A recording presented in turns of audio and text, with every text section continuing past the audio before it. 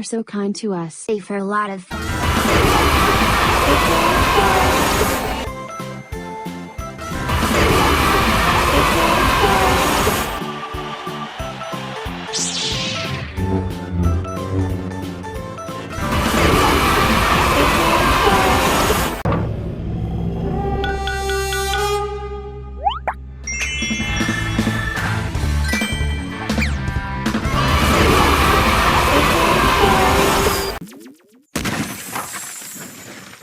Excellent job!